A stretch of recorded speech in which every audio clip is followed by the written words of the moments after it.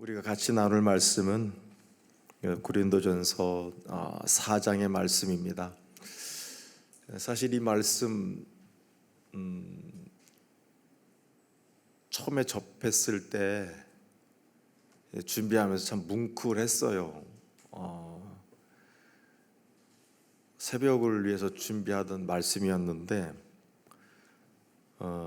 요즘 어떻게 보면 참 무뎌지고 익숙해져 있는, 제법 그저 익숙한 삶을 또 사역을 하고 있었던 저에게 다시 한번 마음으로 새롭게 결단하고 다시 한번 저를 돌아볼 수 있는 그런 계기가 된 말씀입니다.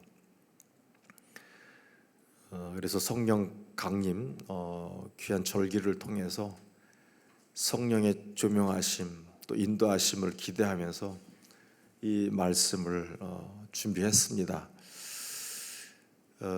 사도 바울의 어떻게 보면 사도로서의 그 삶을 자전적으로 고백하는 그런 내용입니다.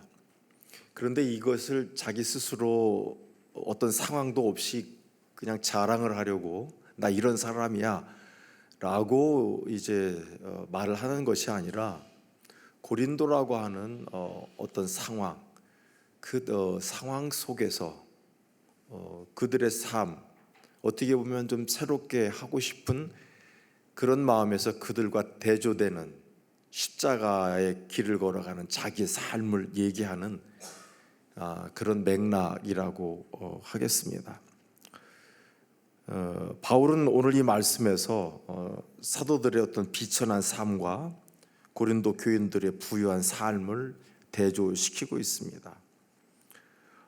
이렇게 하는 것은 고린도 교인들로 이제 교만한 마음 버리고 자신을 포함한 이 사도들의 마음을 본받아서 정말 겸손히 행하고 서로 분쟁 없이 서로 섬기는 자가 되기를 바라서 이 귀한 말씀을 우리에게 주고 있다라고 하는 것입니다.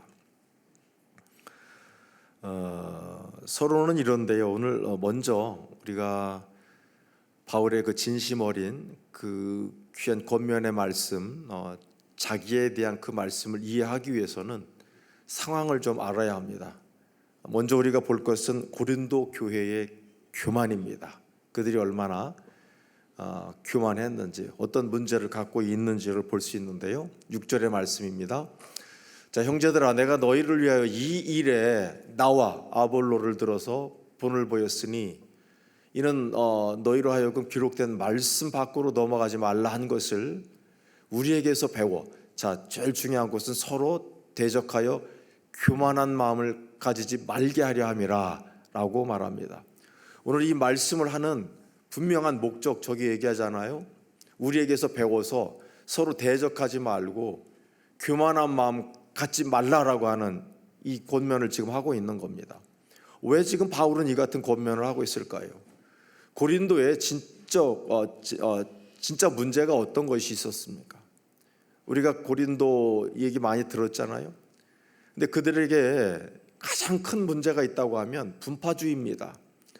나는 아볼로파야, 나는 바울파야, 나는 게바파야, 심지어는 나는 그리스도파다라고 하면서 서로 자기들에게 영향을 주었던, 요즘으로 얘기하면 정말 그 보스, 어떤 추종자가 되어져서 그 사람을 다른 사람들과 견주어서 이 사람이 저 사람보다는 낫다라고 하는 어떤 이런 마음과 생각을 가지고 서로를 주장을 했기 때문에 교회가 굉장히 혼란스러웠습니다.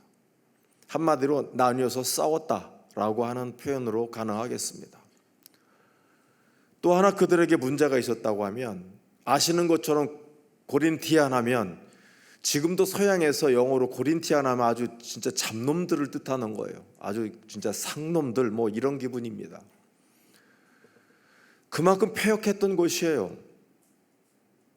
그러기에 죄가 깊은 곳에 은혜도 크다고, 그런 이들을 일으켜 세워야 되니까 하나님이 그냥 보통 전도 방법 갖고는 되지 않으니까 그들에게 굉장한 은혜를, 은사를 주셨습니다. 그들로 하나님 살아계심을 보여주시기 위해서 아주 다른 것보다도 어떻게 보면 더 강력한 여러 가지 은사를 주셨는데, 우리 같으면 그것을 위해서 나 같은 이런 죄인을 살리셨다라고 하는 그 고백을 가지고 겸손했으면 좋으련만, 이들은 이로운 어떤 연유 때문에 받은 큰 은사를 내 것으로 여기면서 서로 자기가 받은 은사를 자랑을 했다는 거예요. 아니, 너는 방언도 못하니? 아니, 저기 옛날 그 가평의 한울산 기도원에 가면은 개 말고는 다 방언을 받는다고 막 이랬잖아요. 방언 못 받은 개만도 못하다는 말을 그렇게 하고 있었어요. 저건 뭐 사람도 아니라고. 그런데 뭐 받은 사람들끼리 그러는 거야. 야, 그래도 교회 다니려면 신의의 은사 정도는 받아야지. 나 오늘 기도해갖고 10명 고쳤다. 너는 너는 신의의 은사도 없어? 여러분, 이런 식이었던 거예요. 이렇게 은사가 자랑거리가 된 교회예요. 이게 큰 문제 중에 하나였고요. 또 하나, 그들은 이방 지역이었기 때문에 조상 대대로부터 가지고 있었던 그들의 문화와 생활 방법이 있었습니다. 이런 모든 것들이 그리스도의 그 길과는 다 상충되는 것들이에요. 우상 숭배가 굉장히 창궐을 했고, 그러다 보니까 그들의 삶 자체가 굉장히 문란했어요. 그래서 심지어 야단을 칠 때 보면 아버지 첩과 잠자리라는 이런 인간들이 있어가지고 그것이 문제가 되어서 난리가 나기도 하고, 하여튼 등등의 삶의 문제들이 그들에게 있었습니다. 그런데 오늘 바울이 관심하고 있는 것은 그 교회의 분파 문제와 이 은사 문제입니다. 그들이 보니까 오히려 가진 은사로 인해서 교만했고요, 분파로 인해서 분쟁이 너무나도 많았다라고 하는 것입니다. 그런데 여러분, 이 모든 것들이 무엇이 문제입니까? 이 영적 무지인 거예요. 모든 은사가 한 하나님, 한 성령으로부터 나왔다라고 하는 사실을 알았다 그러면 그건 자랑거리가 될 수도 없습니다. 그리고 은사를 하나님이 주시면 나 개인의 어떤 자랑을 위한 것이 아니라 교회의 덕을 세우라고 하는 거예요. 그러게 나중에 이어지는 말씀 속에서는 보면 방언 말고 예언을 사모하라고 그러잖아요. 5마디 깨달은 말을 한 것이 더 낫지, 아무리 신령하고 대단한 말씀이나 사람들이 알아듣지 못하는 방언으로 따다다다다다 10,000마디를 한들 아무 소용이 없다고까지 말을 하는 것입니다. 오늘 여러분, 모든 은사는 하나님의 교회를 세우시기 위해서 주시는 선물이었습니다. 이거 자랑이 될 수가 없는 것입니다. 만일 그들이 이런 지혜가 있었다고 하면 싸우지 않았을 거예요. 더군다나 바울이 그런 말 1장에서도 했지 않습니까? 그는 심었고 나는 물을 주었고 그리스도가 자라게 했다는 거예요. 아무리 우리가 지금 대단하다고 하나 우리가 세례를 준 자가 있느냐 하는 거예요. 없다는 거예요. 자라게 하시느니 우리는 그저 역할을 나눠서 했을 뿐이고, 아볼로는 정말로 지식이 많은 자잖아요, 아프리카에서. 그리고 바울은 말 그대로 학문이 많은 사람이에요. 특권을 가지고 있었던 자예요. 베드로는 살아생전에 예수님의 수제자로서의 권위를 가진 자예요. 그러니 충분히 그를 따를 만하지만 그가 그리스도는 아니잖아요. 이런 어떤 원리들을 그들이 진작에 알았다고 하면 싸울 것이 없어요. 서로 하나 돼서 화합을 해서 살아갈 수 있었을 텐데, 영적인 무지로 인해서 이들이 결국에는 분쟁을 일으켰고 은사를 가지고 자랑을 하는 이런 어처구니 없는 일들을 벌이고 있었다는 것입니다. 자, 오늘 그런 가운데 7절 이렇게 분쟁을 일으키는 자들, 자 한번 보겠는데, 자, 누가 너희를 남달리 구별하였느냐 하는 거예요. 내게 있는 것 중에 받지 아니한 것이 무엇이냐는 거예요. 다 받은 것 아니냐는 거예요. 이어지는 말씀입니다. 내가 받았은즉 어찌하여 받지 아니한 것 같이 자랑하느냐라고 말합니다. 특히 여러 가지가 있겠습니다만 이것이 은사를 얘기를 하고 있는 거예요. 아까 얘기했던 것처럼 방언이라든지 또 방언만 해가지고는 안 되니까 누군가가 그것을 알아야 되니까 통변하는 은사를 주셔서 그 자리에 있는 자로 그 말을 알아듣게 하고 그것을 전함으로 많은 사람들이 알게 돼서 전체 교회에 유익이 되게 하는 그런 은사도 있단 말이에요. 투시의 은사도 있어서 어떻게 보면 저 사람의 어떤 속마음과 의도를 알아서 분별을 하여 교회에서 어떻게 보면 영적으로 어지럽히는 그런 사람들을 잡아내서 교회를 늘 건전하고 새롭게 세워가는 그런 은사들도 있는 거잖아요. 가르치는 은사가 있는 사람들이 있는 것입니다. 또 사도로서 전도하는 자들, 권위 있게 말씀을 선포하는 자들도 있는 거고요. 그런데 이런 모든 것들이 어떤 것이냐는 거예요. 하나님으로부터 받은 선물이라는 거예요. 다 받은 것인데 이것을 마치 내가 노력해서 얻은 것처럼 알고 자랑을 한다는 거예요. 자랑이라고 하는 것은 내 것으로 알기 때문에 나오는 행위 아닙니까? 내가 선물로 받았다라고 하는 이런 자각이 있다고 하면 이것은 감사할 것이지 자랑할 진료가 되지 않습니다. 오늘 그래서 누가 너를 남달리 구별하였느냐는 거예요. 이 말 속에는 너 죄인이지 않았니? 죽을 수밖에 없는 너를 우리 하나님께서 핏값으로 당신의 사랑하는 아들을 죽이신 그 십자가의 사랑으로 너를 구원하지 않았니? 네가 뭐를 자랑할 것이 있느냐는 거예요. 뿐만 아니라 네가 지금 가지고 있는 그 은사 그것이 자랑할 것이냐? 아니, 하나님이 너 살아가라고 은혜 가운데 살아갈 그 진료로서 은사를 주었는데 왜 그거 가지고 자랑하느냐라고 말하는 거예요.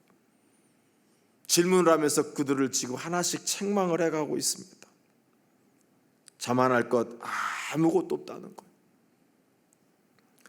그러면서 오늘 8절에 보면 아주 결정적인 그런 말씀을 지금 하고 있는데요. 너희가 이미 배부르며 이미 풍성하며 우리 없이도 왕이 되었도다. 중요한 것이 여기까지예요.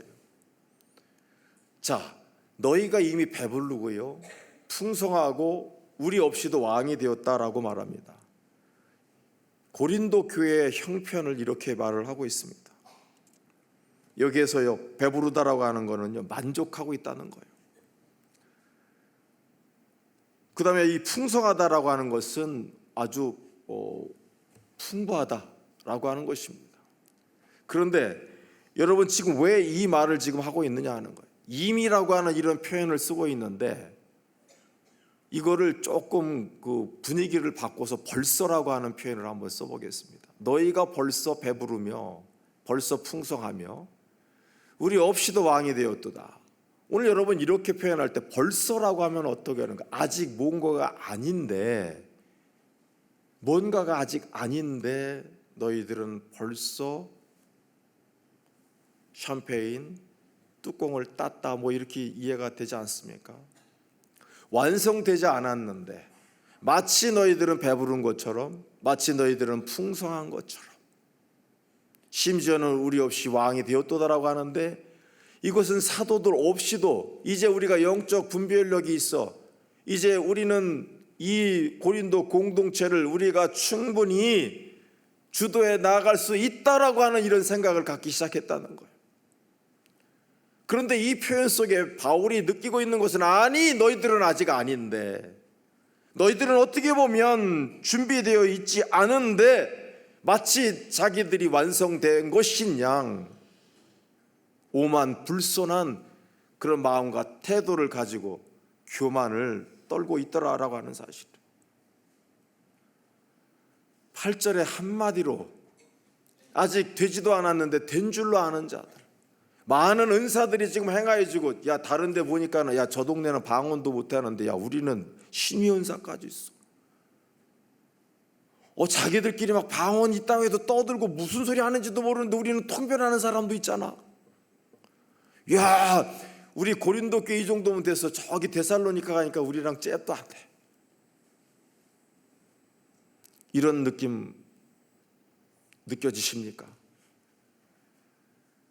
마치 하나님이 주신 이런 은사들로 인해서 자기들은 완전해진 것처럼, 이제 마치 하나님의 나라가 이미 자기 교회에 이르는 것처럼, 이제 우리 교회는 됐어, 이제 하나님의 역사가 풍부하니 영원할 거야 라고 하는 이런 생각 어떻습니까 여러분? 여러분 같으면 받아들여지고 환영이 되십니까? 교회가 이런 거예요 지금. 바울이 볼 때는 어린아이와 같은데, 아이가 지금 칼을 쥐고 있는 것 같이 바울은 아슬아슬한데, 당사자들은 우리는 이 칼로다가 뭐든지 할 수 있어라고 하는 자들처럼 그 은사를 가지고 진정한 의미도 알지 못하고 말 그대로 휘두르고 있는 이 고린도 교회의 영적인 무지함, 어떡하겠습니까 여러분 같으면? 정말로 성숙한 교회 같으면 바울이 걱정 안 했겠지요.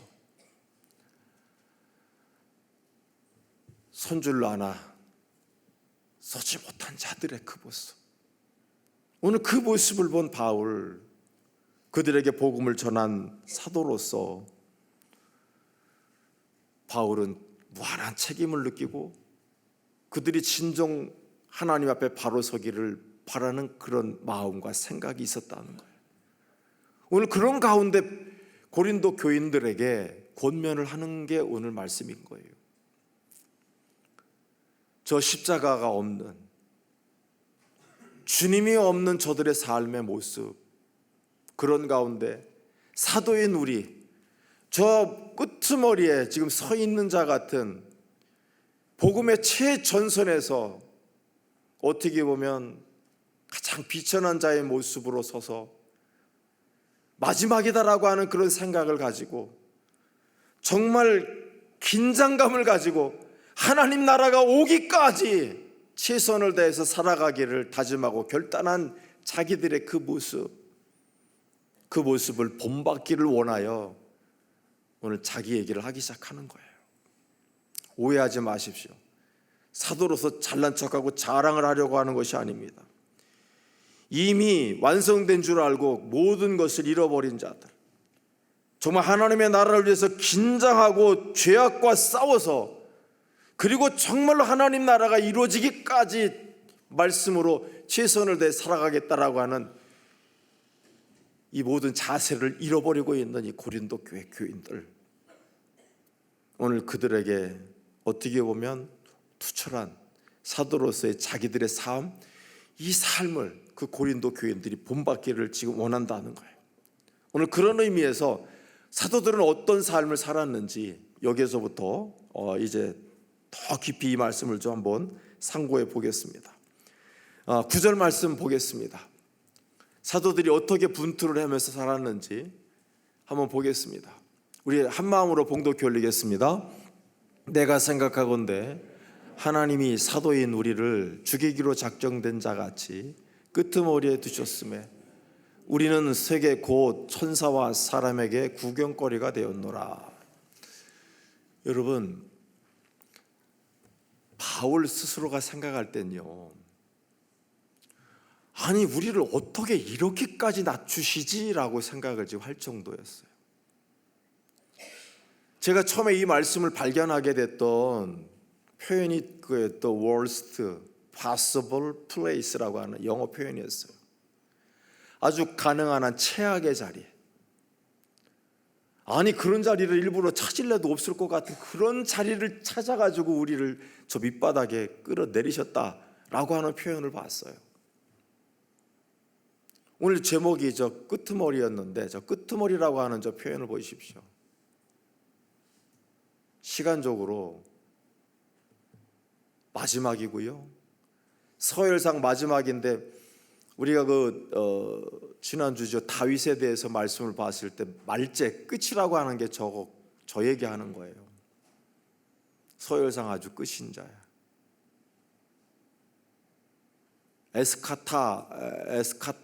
에스카투저런 이제 에스카탈로지 그러면 이게 종말론인 거예요. 마지막을 얘기를 하는 겁니다. 아주 저 끝. 오늘 여러분 왜 이런 지금 표현하고 있는 줄 아십니까? 이것은 문화적으로 이해를 할 것이 이거 하나가 있어요. 로마에서 그 전쟁 많이 했잖아요. 그때 개선문이 있었습니다. 이때 전쟁에서 이긴 장군과 그 부대가 개선문을 통해서 로마로 들어옵니다. 이때 아시는 것처럼 향을 피워서 사람들로 다 모이게 했어요. 그래서 정말로 엄청난 그 퍼레이드를 지금 하고 있는데 어떻습니까?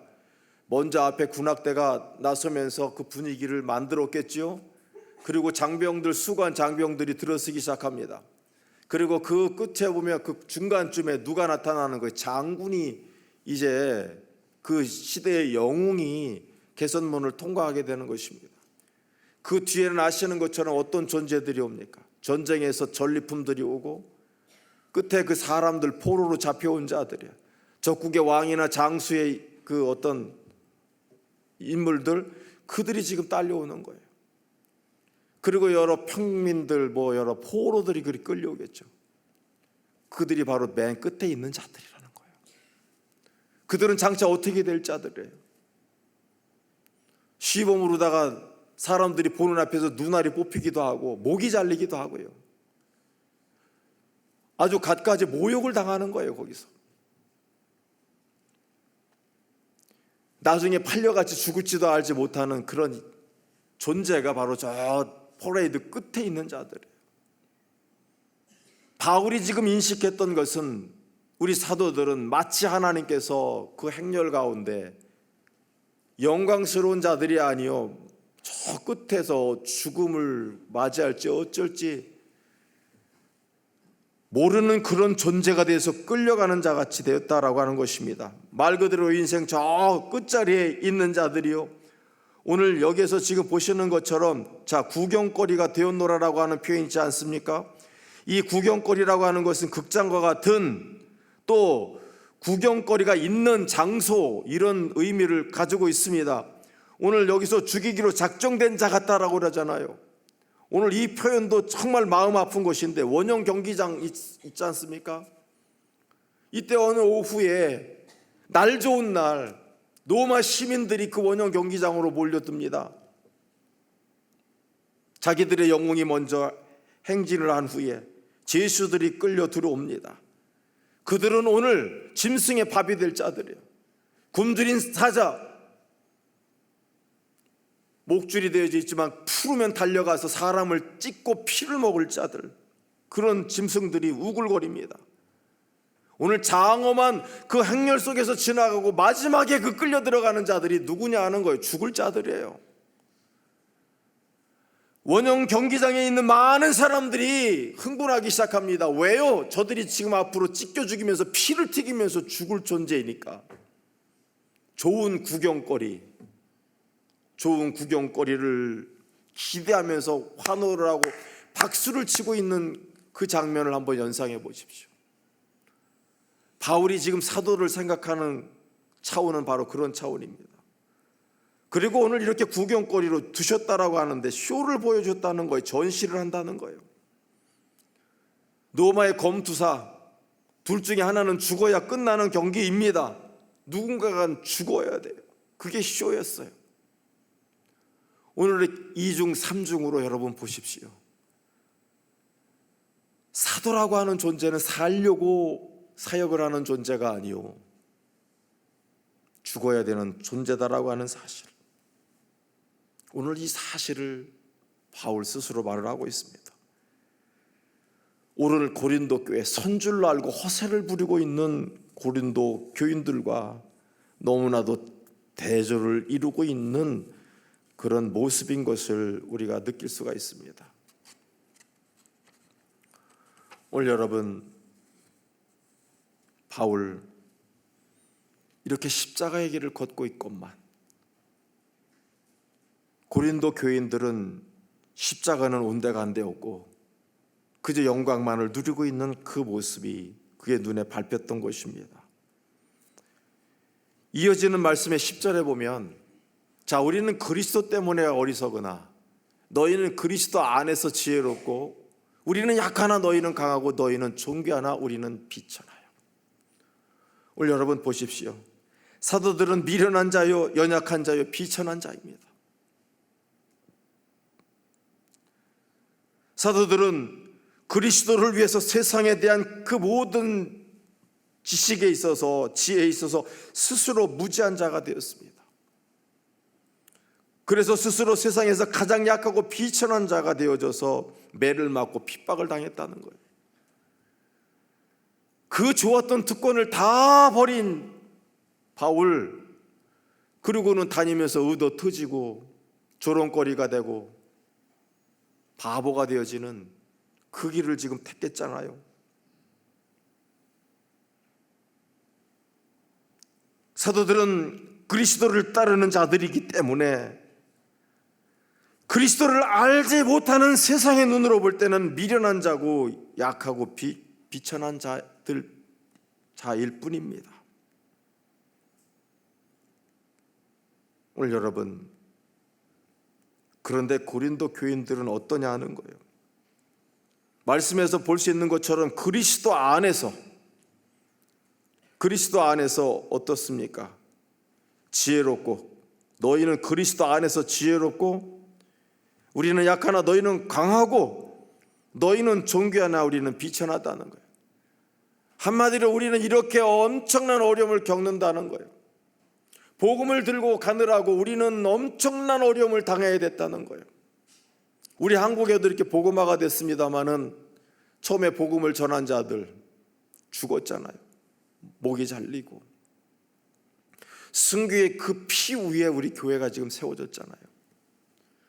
마찬가지로 전하는 자들의 헌신과 그 순교의 피를 통해서, 그 연약함을 통해서 교회가 세워져서 우리는 지금 어떻습니까? 영어적인 표현으로는 파워풀한 거예요. 존귀하다는 게 리스펙트예요. 많은 사람들에게 존중을 받는 자들이 되었다라고 하는 거예요. 우리가 그렇게 된 것 아닙니까? 전하는 자는 저것들 미쳤다고, 뭐하러 저 짓을 하느냐고 손가락질을 당하고 조롱을 당하는지 모르지만, 그렇게 조롱당하는 자들이 전한 복음을 통해서 그리스도 안에서 이렇게 성공했잖아요. 오늘 고린도 교인들, 그리스도를 믿는 까닭에 지혜롭고 강하고 존귀하게 되었습니다. 그런데 바울이 오늘 아쉬웠던 것은 그거예요. 너희들 이 모든 것 너희들이 스스로 가졌느냐는 거예요. 아니, 이것은 하나님으로부터 온 것이다 라고 하는 것입니다. 스스로 쟁취한 것처럼 자랑하지 말라는 거예요. 더군다나 이것으로 인해서 너희들이 갖게 된 이 특권을 남용하는 일 저지르지 말라고 이 말을 하면서 한편으로 외치고 있는 것이지요. 부족하면서도 부족한 줄 모르고 서로 판단하고 있는 모습들, 심지어는 이제 전화해 준 자도 필요 없고 우리끼리 이 공동체를 이끌어 갈 수 있다라고 하는 왕노릇을 하는 이런 그들의 태도, 아직 아닌데. 이어지는 사도의 고난 계속 보겠습니다. 오늘 11절 말씀입니다. 바로 이 시각까지 우리가 줄이고 목마르며 헐벗고 매맞으며 정처가 없고, 여러분 이게 사도의 삶이에요. 줄이고 목마릅니다. 심지어는 매를 맞는데 이 부분이 참 제 마음을 아프게 합니다. 매를 맞는 거 진짜 구타당하는 거예요. 주먹질 당하는 겁니다. 루스드라에서는 돌 맞았잖아요. 죽었다고 저거 시내 끝에다 내버리라 그래가지고 가마 덮어놨잖아요. 그런 엄청난 일들을 당했습니다. 먹을 것도 없었습니다. 너무 힘든 그런 여정들, 복음을 전하면서 많은 어려움들 겪어야 했습니다. 그럼에도 불구하고 그 길을 걸어갔습니다. 오늘 볼 수 있는 것처럼 그들은 집이 없었습니다. 사택이 어디 있냐고 따지는 자가 아니었습니다. 여러분, 오늘 분명히 기억하십시오. 저렇게 선교를 시작하고 지금 이 시각까지예요. 처음 시작부터 이 시각까지 그들은 매를 맞고 정처 없이 복음을 전하는 그런 삶을 살았다라고 하는 거예요. 이 말씀을 보면서 그런 생각이 좀 들었습니다. 처음에 단독 목회라고 그러죠. 전도사로서 처음 나갔던 단독 목회, 그 교회, 사택이 그 교회 건물이랑 연결이 되었던 거예요. 나중에 달아서 지은 한 3군데를 이렇게 달아서 사택을 이렇게 저렇게 만들었습니다. 비가 올 때면 그냥 벽을 타고 물이 흘러내려왔어요. 그래서 장롱이고 가구고 뭐고 곰팡이랑 같이 살았어요. 우리 아이들 정말 유나 태어나고 했을 때. 그래서 지금 생각하면 그런 것들이 불평거리가 되고 그러지는 않았던 것 같아요. 그런 말 있잖아. 목회자들은 좀 가난해야 돼. 맞으면서도 남한테 그 얘기를 들으면 좋지는 않아요. 그래서 제가 얼마 전에 목회자들이랑 아침 토요일에 경건을 하면서 이 말씀을 같이 나눴어요. 그래서 제가 얘기했습니다. 목회자의 길을 간다고 하는 것은 이렇게 정처 없는 길을 가는 것이다. 나 스스로 가난해지려고 생각해야 된다. 누군가가 강요하는 목회자는 가난해야 되라고 하는 말을 듣기 전에 나 스스로 가난하기를 자처하라고 제가 부탁했어요. 그랬더니 목회자들이 그 얘기를 듣고 숙연해지고 오늘 아침에도 같이 예배를 드리면서 눈물을 흘리는 걸 제가 봤어요. 그래서 정말 이 세상에서 네가 돈 벌고 돈 쓰고 싶은 대로 살기를 원하면 목회 안 하는 게 좋다 그랬어요. 목회자들이 돈에 대해서 알기 시작하고 목마르고 배고픈 거 이거 면하려고 하다 보면 변하더라고요. 적어도 이 정신을 잃지 말아야 돼요. 오늘 사도들은 그렇게 살았어요. 오늘 이어지는 말씀 12절입니다. 또 수고하여 친히 손으로 일하며 모욕을 당한 즉 축복하고 박해를 받은 즉 참고요. 13절 먼저 잠깐 좀 볼까요? 비방을 받은 즉 권면하니에요. 여기까지만 좀 보겠습니다. 오늘 이 부분이 참 그렇게 마음이 아파오더라고요. 여러분 먼저 저기 그 12절에 수고라고 하는 것은 설교하고 교회를 관리하는 일이 여기서는 수고예요. 그리고 손으로 친히 일했다라고 하는 것이 이게 이제 천막을 만드는 얘기하는 거예요. 그냥 말 그대로 요즘으로 하면 이중직을 하고 있었다는 거예요. 예, 요즘 여러분 목회자들 중에 대리운전하는 자들은 흔하고요. 택배 지금 많이 하고 있습니다. 그러지 않으면 지금 생계가 어려워서 본의 아니게 진짜 수고하면서 자기 손으로 일하는 분들이 많이 생겼어요. 오늘 수고하고 친히 손으로 일을 합니다. 그러면서 여기 모욕을 당한 즉 축복하고요, 박해를 받은 즉 참고입니다. 또 비방을 받은 즉 권면하니라고 하는 표현이 있는데 이게 한번 영어 표현으로 좀 한번 보십시오. 저게 앞에는 열심히 우리 일한다라고 하는 거고요. 저기 저 표현이 그렇게 마음이 아팠어요. When people abuse us 그러잖아요. abuse라고 하는 건 남용하는 거예요. 막 나를 학대하는 거예요. 저기 모욕이라고 번역이 되어 있습니다만은 약들 abuse 하지 말라 그러는 게 두 알 먹어야 되는데 3알, 4알 먹으면 안 되는 거예요. 넘치면 안 되는 것처럼 그렇게 사람을 함부로 대하는 거 abuse라고 그래요. 그게 모욕이라고 하는데 이때 저 표현이 그렇게 마음이 아파왔어요. We wish them well 그러잖아요. 우리는 소원했다는 거예요. 그들이 오해를 잘 되기를. 축복이라 그랬더니 기도해주고 이런 어떤 것일 수도 있습니다만은 지금 나를 함부로 대하는 사람에게 소원을 갖는 거예요. 저 사람이 잘 되기를. 저 사람 잘 됐으면 좋겠다. 그 다음에 저기 we suffer 그러잖아요. 우리 고생할 때 we are patient. 그저 그들이 할 수 있는 건 참는 겁니다. 너 목사 뭐 하는 거야? 라고 와서 고함을 치고 너 당장 나가라고 하는 말을 들을 때도 보니까 요즘도 있더라고요. 그런데 그런 말을 들으면서 오직 할 수 있는 것은 그저 참는 것. 오늘 그런 마음이 저들에게 있었다는 거예요. 또 그래서 3절 여기까지만 볼게요. 콜세 갖고 누군가가 저주를 해요. 심지어는. 그런데 우리는 대답합니다. answer 대답하는데 with kind word, 친절한 말로요. 여러분, 이게 지금 사람이 할 수 있는 차원으로 보이십니까? 놀랍게도 참 이 바울이 대단한 사람이다라고 다시 한번 느꼈던 것이, 이거는 예수님이 가셨던 길이에요. 십자가의 길이라고 지금 바울은 얘기를 하고 있는 거예요.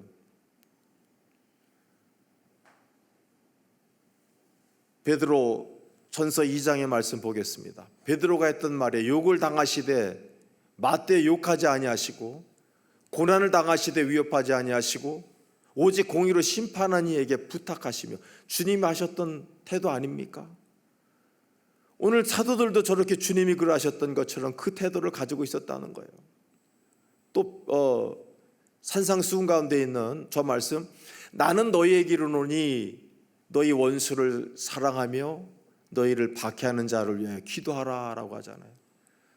아까 그래서 나를 학대하고 모욕 주는 사람을 위해서 잘되라고 축복할 수 있었던 거고요.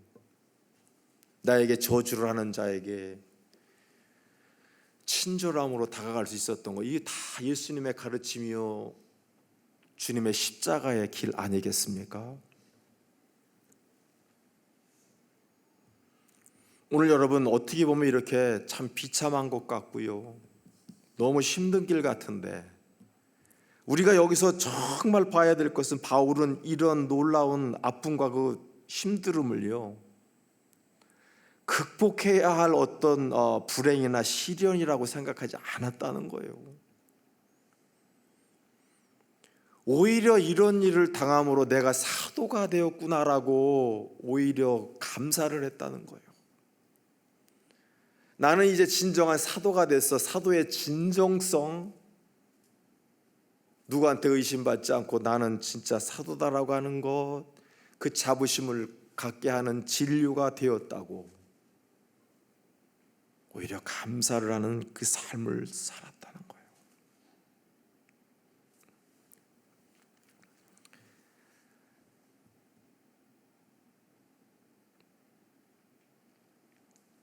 예, 13절 말씀입니다. 13절. 자, 비방을 받은 즉 됐고요. 여기에 자, 우리가 지금까지 어떻습니까? 세상에 더러운 것, 만물의 찌꺼기 같이 되었도다. 여기 여러분, 더러운 것, 이게 주변에서 쏟아낸 찌꺼기예요. 이게 지금 찌꺼기예요. 청소를 하다가 깨끗이 한 후에 버려진 오물인 거예요. 자신들을 마치 그런 존재로 지금 자각을 하고 있습니다. 여기 찌꺼기 진짜 나오는데요, 물로 닦아내고 문질러서 없어진 옷이나 물건, 그리고 사람 몸의 때를 저 찌꺼기라고 저렇게 표현하는 거예요. 페립세마라고 하는 저 단어 꼭 기억하십시오. 발끝에 때만도 못하다라고 표현하잖아요. 저 표현이에요.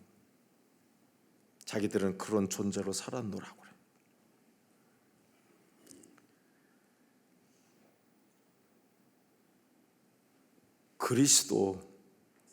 그리스도에게 속하였다는 것, 이것이 성공을 보장하거나 골칫거리 없이 평안한 삶을 약속하지는 않습니다. 오히려 반대일 수가 있습니다. 바울은 사도로 부름 받기 전에 세상 사람들이 성공이라고 평가할 만한 인생 영위했습니다.